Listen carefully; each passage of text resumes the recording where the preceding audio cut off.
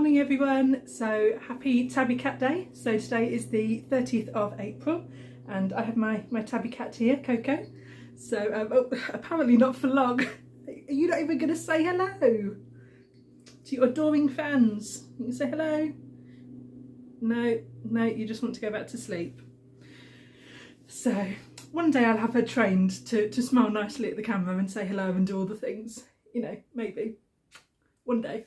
So today we're here with an April update. So even though it's got most of April in it, because I only got the video up sort of last week, it feels like it's only a 1 week update, but it just took me so long to edit that video. Oh, by then. It took me so long to edit the video that this one is going to come out really soon, but actually it's been like the whole of April. Oh, you know what I mean. But anyway, so I've got my book, I have my book of days, and I have my list of all of my dice rolls, because I'm going to be inserting the recordings of all of my Wipopoly rolls, so that you can sort of play along with me and see what we did. Is that a message? That's Royal Mail, okay. It wasn't up for long, so hopefully it wasn't important. So this month, what have I been working on? So we're going to go straight into it with my whips. So I'm not feeling that great today, so it might be a bit kind of rushed and just everything all at once, but hopefully I can get everything, show everything that I wanted to show and get it all done nicely. But where are we? So at my last video, you saw my first roll of the month. Well, technically I think it was like the 8th of April or something that I rolled that. But anyway, which was to do, so I rolled a 10 and landed on, I think it was my smallest whip, so which turned out to be my one of my patterns from the Stitch Patterns on Etsy. So I bought their whole shop catalogue when it was on offer a little while ago, because there was, I think I looked through and the amount of designs that I wanted, it worked out cheaper to buy her whole catalogue at the time. I think it was on offer, so obviously there is a few Etsy shops that I've seen that for, and I think if you look through and think, well, all the ones I want to buy, if it's cheaper just for me to buy the whole lot, it has worked out. So there is another one that I'm looking at buying, and of course I'm not prepared, so I can't actually remember what the shop's called, but there is another one I'm looking at, and I'm waiting sort of for her, you know, to see if that goes on offer at some point, while I'm sort of saving up to just buy her whole lot. It's got it's a lot of skeleton, like dinosaur sort of fossils and skeletons that I thought, well, I might want to do the whole set, so you don't really need to know any of that, but I've just okay. Wheat Filled with Crows. So this is from the Stitch Patterns.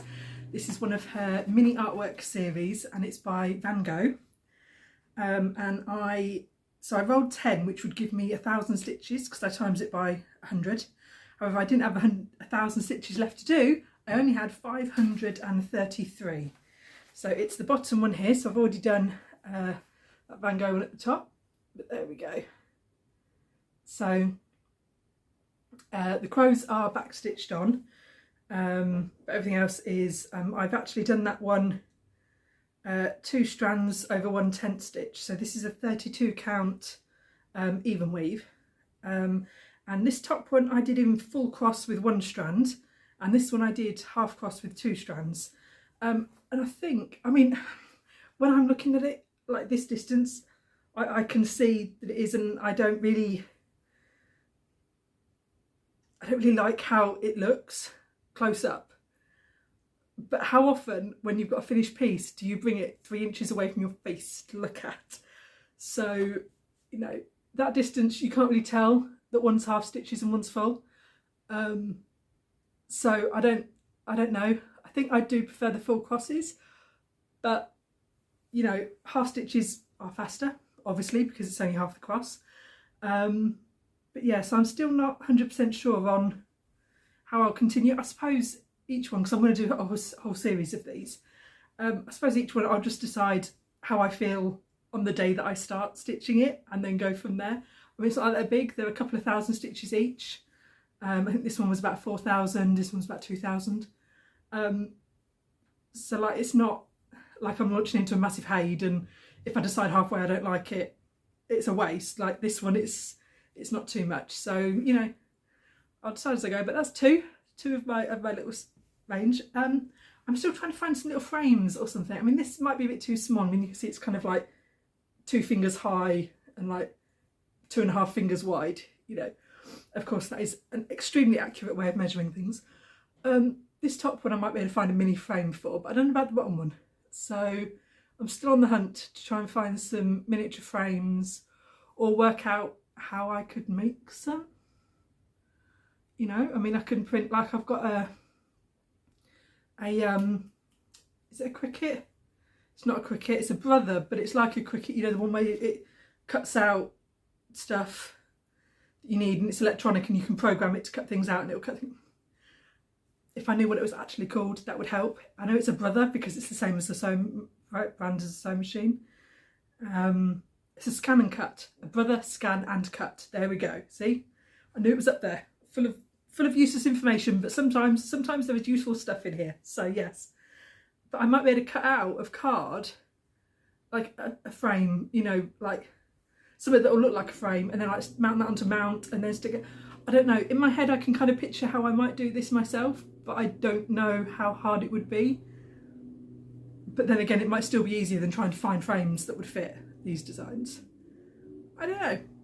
If you've got any ideas, let me know. It might be something I've not thought of. Anyway, so I did 533 stitches on this. So that was about half of my roll done. So then I went on to my next smallest piece, which was my Black Lives Matter pincushion by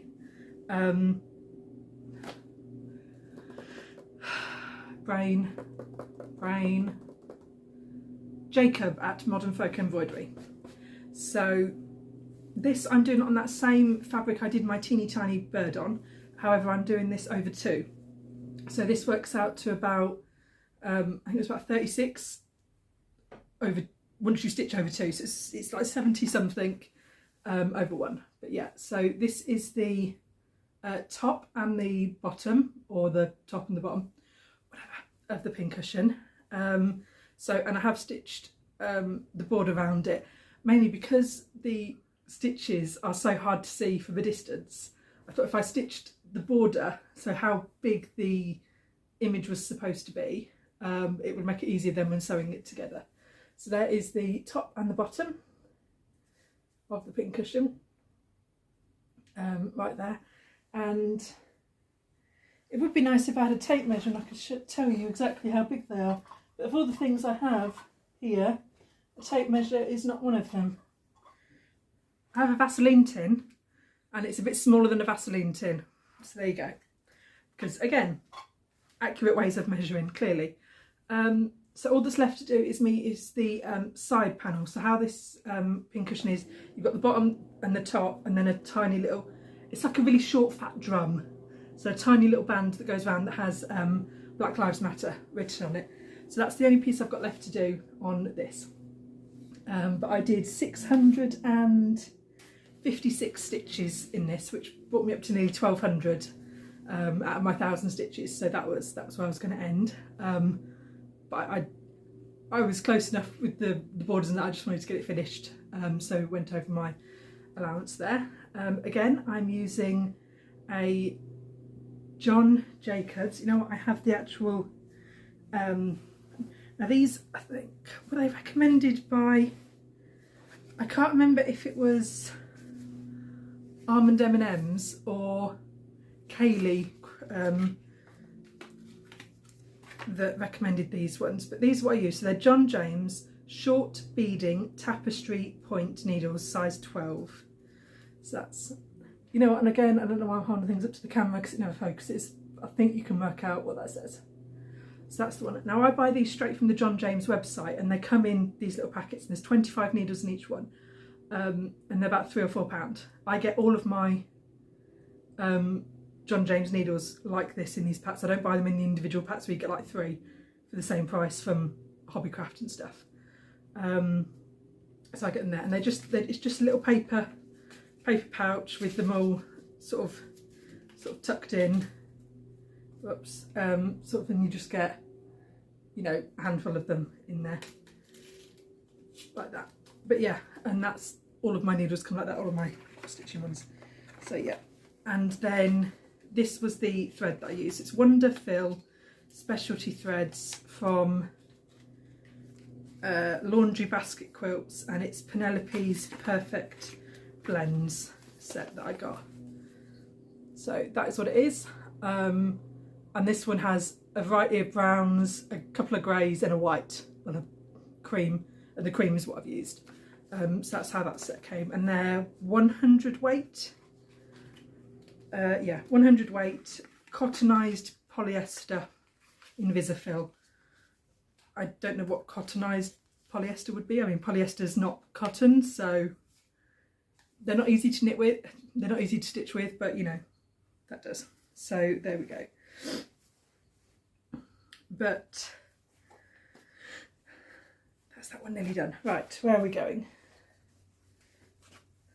Tuck all of that away. Okay, and then so my next roll was I landed on the Dark Queen, so I rolled an 8, so that gave me 800 stitches.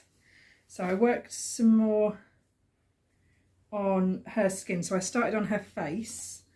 Oh, let me pull off.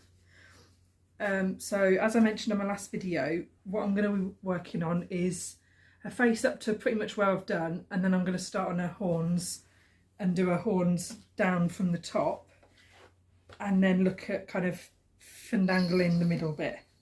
Let me try and get this folded so that you can see. There. So that's her face. So I've kind of worked up her cheeks, out to her ears. You can see these are just my tails. So I do a waist knot to start, and I'm working over one because my needle can't get under the threads behind. So I do a waist knot and then stitch over it.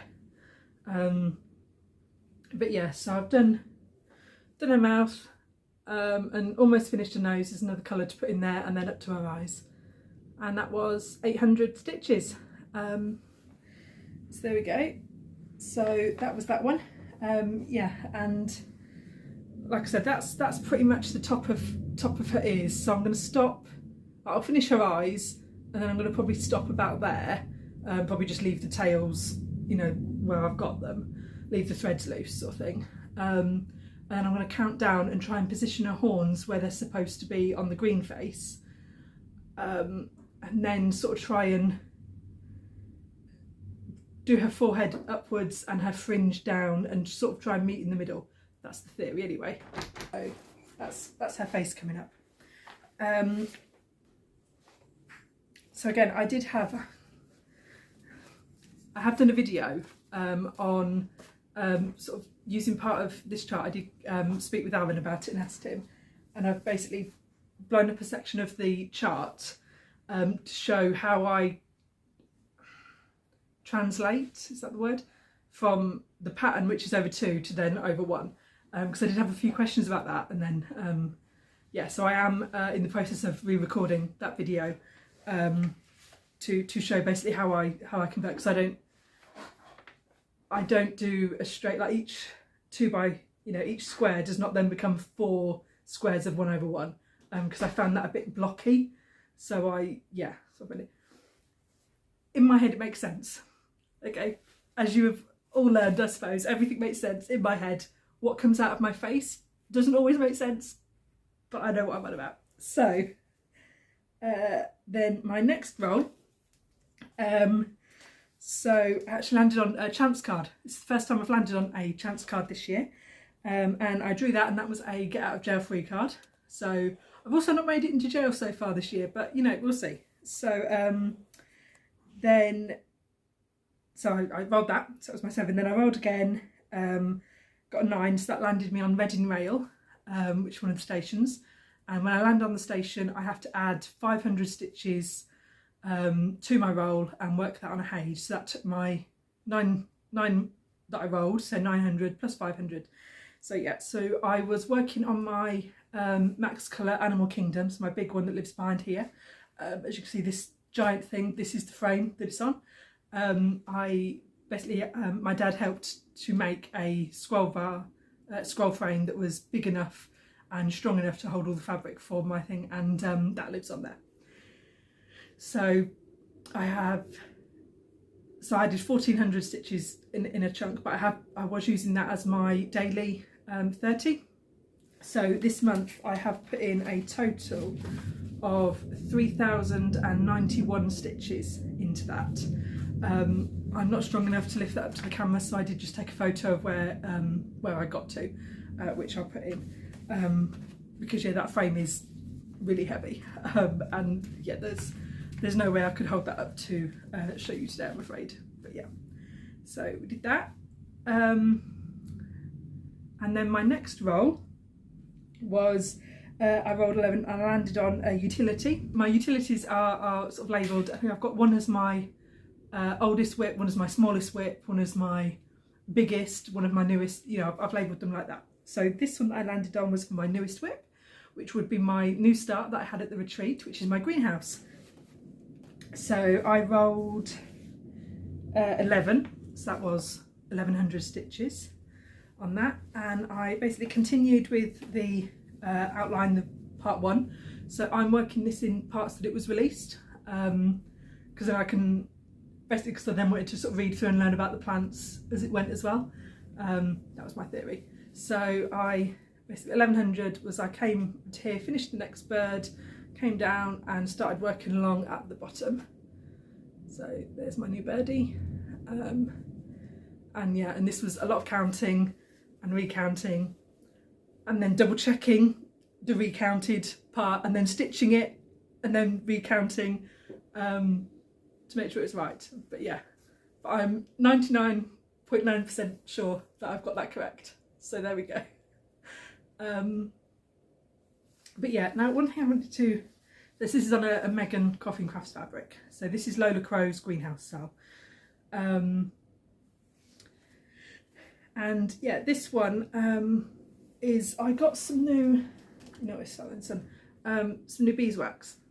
So I have used like the old Thread Heaven. It used to come in the little blue square cubes, but I don't think you can get that anymore.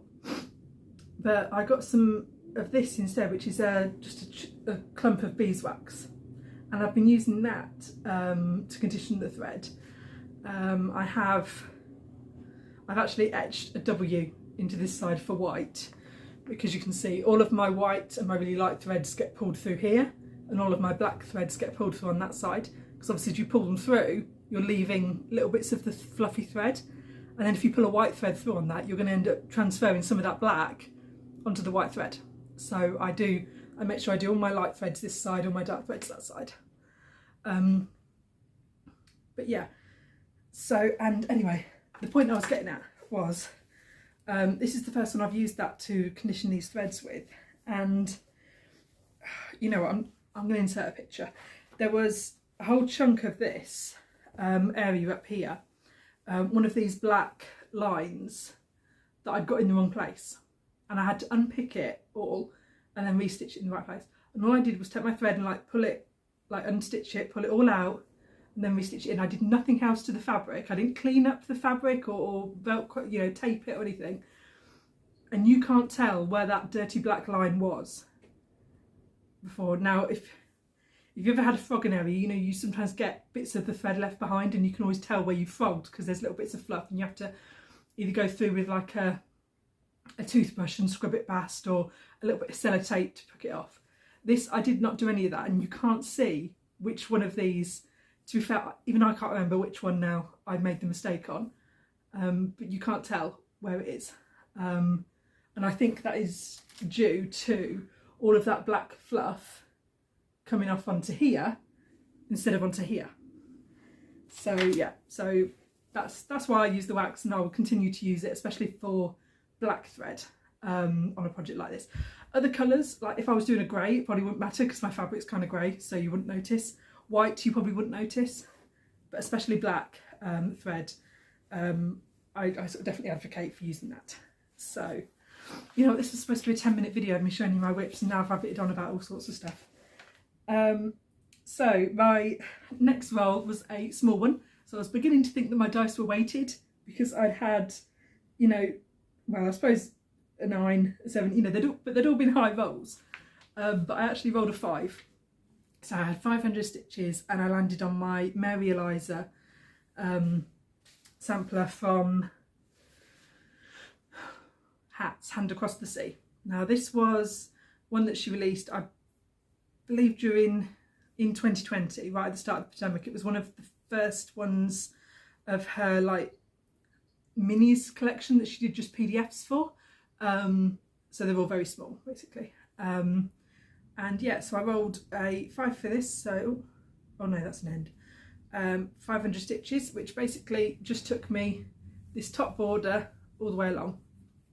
Well, actually not all the way along, because part of that's only half. So I, again, did my two-handed stitching. So I threaded 2 needles and then just did the first half of the cross all the way along with the first needle and then just followed with the second needle, completing the cross. And I only got to here with completing, hence it looking like 2 different colours, whereas it's not. This one's just half stitched. So this is a 32 count, kind of like a pinky brown, like really pale pinky brown even weave. It's just an offcut of a bit of fabric that I think I got in like an estate sale. Why was that so hard to say? Type of thing. We don't really have those in Britain, but that's what it was. Basically a lady had passed and they were doing a house clearance and online, and I just picked it up. But yeah, so that's where I've got to. So it was just that line across the top, so nothing very exciting. But you know, borders have to be done, so that was that one. This I am working with some silks that I also got from the same old lady. Now, I don't know if they're all silks, but they're all not DMC. Okay, I will say that. So basically what I did is I went through my DMC box and I pulled out all the colours that the chart called for, and then I pulled out the box of threads that she had and kind of tried to match up a bit. So yeah, I mean, some of them don't match as good, but some of them do match sort of quite well. Okay, this one does match almost perfectly off camera, but it looks different. So, and these threads are, they're Pearsall's Philocell Silk, Fast to Light and Boiling. Fast to Light and Boiling. I have literally no idea what that means. 9-yard skeins, made in Great Britain, shade number 45K. So, and that is the label that's on them. So it's just, but yeah. Maybe if I held it, you know, the correct way, you could read it maybe. But yeah, and it's just a silk. Oh, I assume it's a silk, it says silk on it.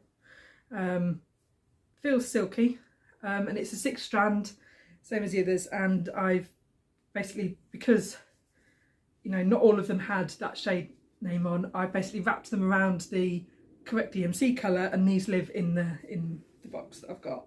So, you know, I've got sort of quite a few sort of little odds and ends. And then there was some of this thread.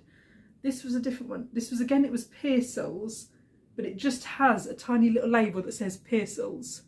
So Pearsall pear, like pear is in the fruit, and then SALL.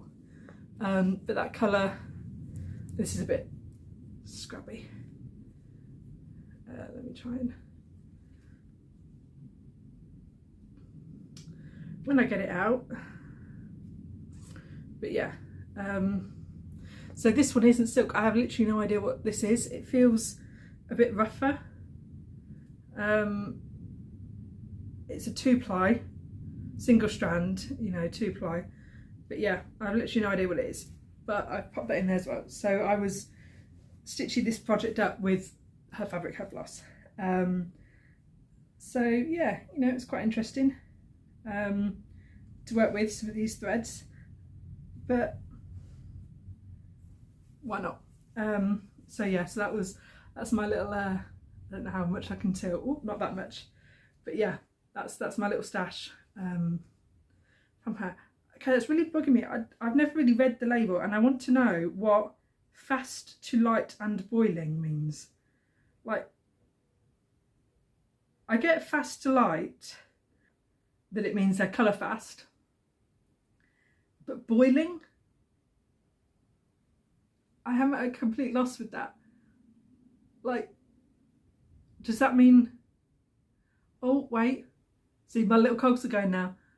Ah, no, yeah, I know exactly what that means. That means that it's colour fast, so it won't fade in the light, the sunlight, or with heat if you wash it. That's what that means. It's fast to both light and boiling. Yeah. See, I knew I'd get there. I knew it'd twig eventually. That it just click, and I'm like, so there we go. So now we all know what that means. There we go. Happy now. Right. So there we go. That was my 500 stitches on her. So, and then what was next? Yes, and then I so I'm going to the a real spooky event retreat in July. I think it's in July, in Nottingham, I think. And there's a smalls exchange, so I've made a small for that, which I can't show you, but I am gonna do a little video, and then obviously once it's been gifted I will pop that in into video then. But I worked on that, and I did that was 3,626 stitches that I put into that, and there we go, and then that takes me to now. So that is everything I've worked on this month. One thing I did, so on my pincushion there is some writing, and I picked up this book again.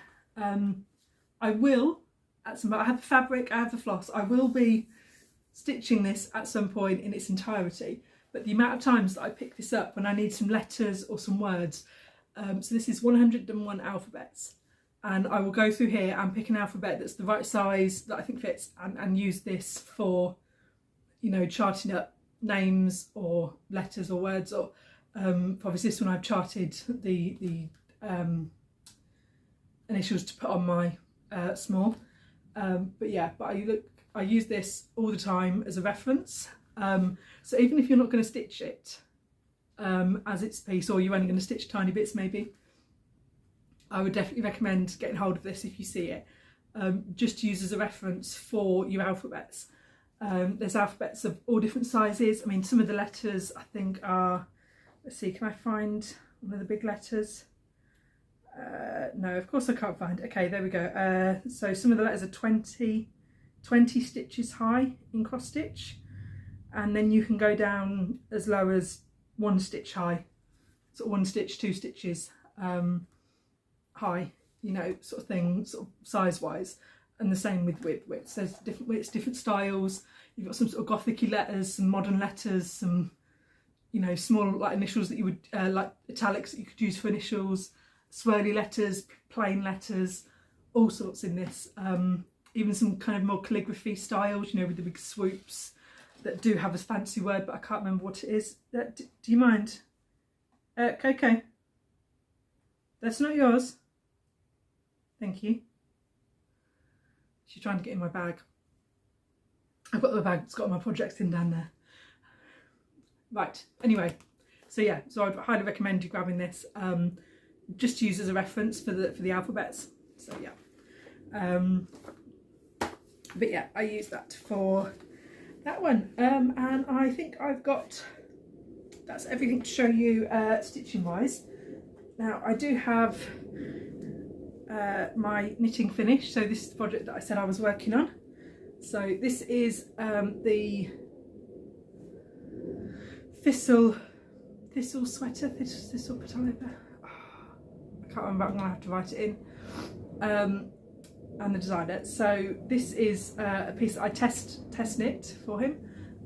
So it's colour work on the sleeves, obviously contrast colour hem there, so you've got colour work for the sleeves here, and colour work around the yoke. It's raglan yoke construction.